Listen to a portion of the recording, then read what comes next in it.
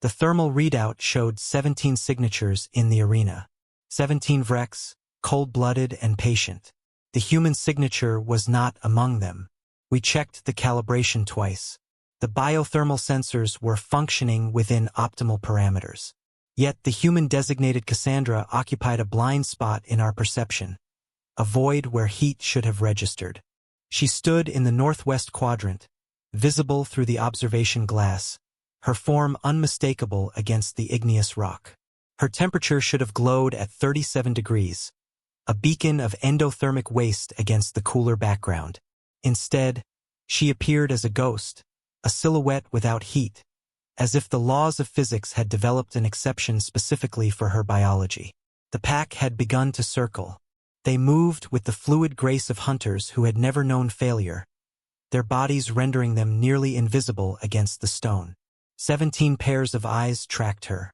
17 jaws flexed, preparing the locking mechanism that had crushed the skulls of Korg warriors and Merc drones alike. She did not reach for the weapon we had denied her. She pressed her palm flat against the wall, fingers splayed, and closed her eyes. What else has your academy filed incorrectly? 6 hours earlier, the classification had seemed reasonable. The processing center hummed with the low-frequency vibration of atmospheric recyclers. She sat on the bench designated for non-combatant species, her wrists resting on her knees, the standard restraint cuff gleaming under sodium lights. She polished the metal with her sleeve, a circular motion that suggested nervousness or boredom, the kind of displacement activity we associated with prey animals awaiting judgment. Your file lists you as a tourist recovery specialist, I said, reviewing the data tablet. Rank 3 bounty hunter, urban environment only. She looked up. Her eyes were the color of dried blood, a human trait that indicated health rather than injury. Same principle, different planet. The Academy had reviewed her physiological markers and assigned her to the observation tour, a secure walkthrough of our containment facility. The creatures were scheduled for release into the pit at 1,400 hours, a demonstration for the Zelkathi delegation. She was not on the guest list for that event. Her pass expired at 13:30. At 13:45, she remained in the facility. The device on her wrist was standard issue for non-combatants, a tracking mechanism with minimal restraint function designed to prevent accidental wandering into hazardous zones. She had not activated the emergency release. She had simply stayed, working the metal until it reflected her face. The predators entered through the northern gate. They moved as a single organism, pack intelligence coordinating their camouflage. She was already inside. A miscalculation in the scheduling algorithm had failed to clear the observation deck.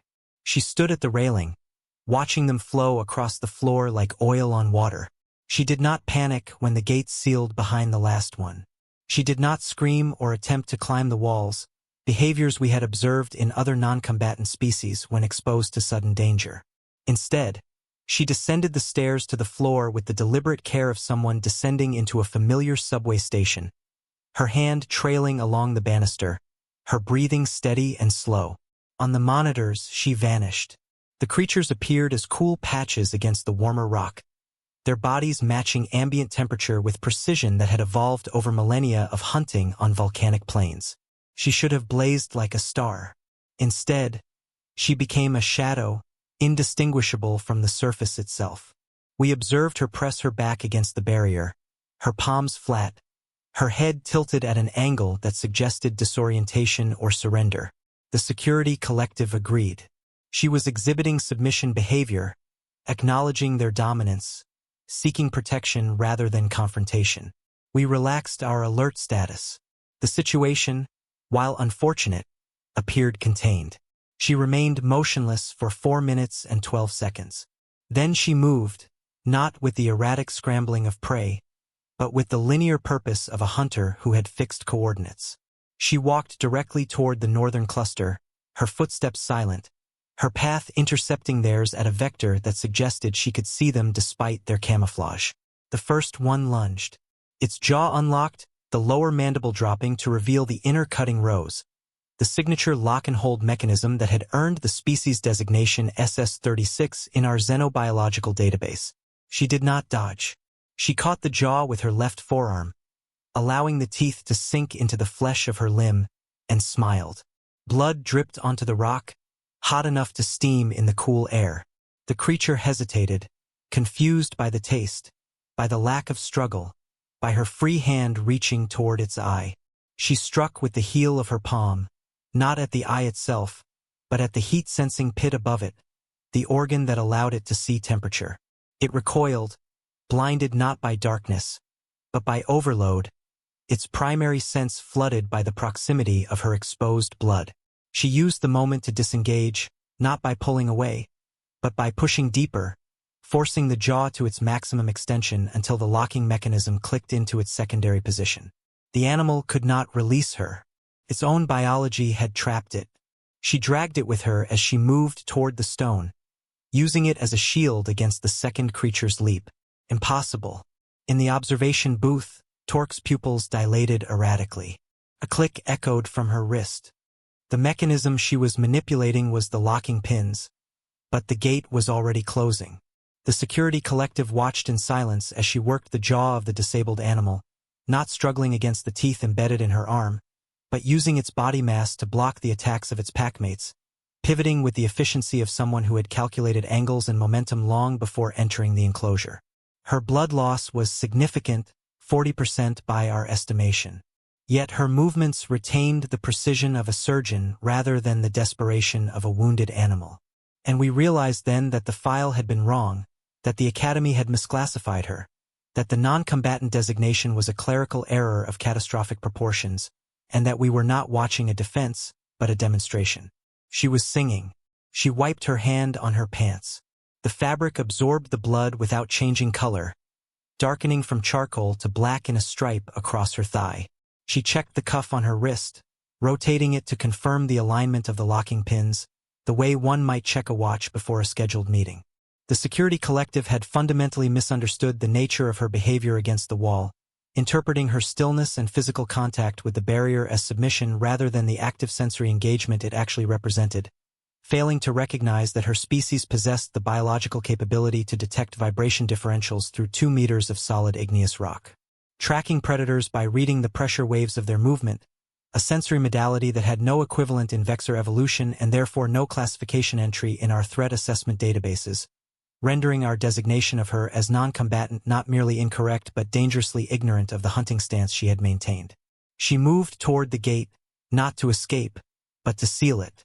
The Vex pack, confused by her blood scent and the disabled member, had regrouped in the center of the arena. She had 40 seconds before they coordinated again. She reached the control panel, her fingers finding the manual override, a feature designed for emergency containment of breaches. The cuff was the key. She had known this when she polished it, when she checked the pins in the processing center. Standard restraint gear, yes, but the locking mechanism was compatible with the arena's emergency protocols. She inserted the cuff into the gate's manual slot, twisting until the pins engaged, then pulled the release lever. The gate rumbled shut, not trapping the Vex inside with her, trapping her inside with them and the security team outside. She had reclassified herself, not by filing forms, but by action. The Academy would receive her message when they reviewed the footage. We watched the thermal monitors, understanding too late. The heat signatures showed 17 predators and 1 human, all contained. The situation had inverted. She was not the protected. She was the protector. The Vex could not breach the gate, could not reach the facility corridors where the Zulkathi delegation waited, where the civilian staff moved unaware. She sat against the wall, the disabled Vex still locked to her arm by its own jaw, the other predators circling at a distance, confused by her stillness. She reached into her pocket with her free hand, withdrew a piece of chalk, white and soft, and began to draw on the stone beside her. A simple shape, an animal with 4 legs. We checked her file again. The tourist recovery specialist. Urban environments. She had tracked lost children in the sprawl. The file said one case note mentioned a girl named Aisha, 7 years old, who liked drawing animals with chalk on the sidewalks. Cassandra had found her by remembering the chalk marks, the specific way the girl drew hooves. The chalk line on the arena wall was a message we could not read. a habit from another life transferred to a Deathworld. The Vrex watched her draw. Their thermal pits detected the heat of her hand. Their pack intelligence was unable to categorize this behavior. She was not prey. She was not predator. She was something the galaxy had not filed correctly. The Security Collective initiated the reclassification protocol at 1,423 hours. The forms would take days to process. The understanding was immediate. She finished the drawing. A four-legged animal with hooves. Then she set the chalk down, closed her eyes, and waited for the extraction team to breach the gate. Her breathing steady, her blood cooling on the stone, the restraint cuff gleaming in the red emergency light that turned every surface the color of dried blood. The gate held. The cuff remained locked. The Vex did not approach.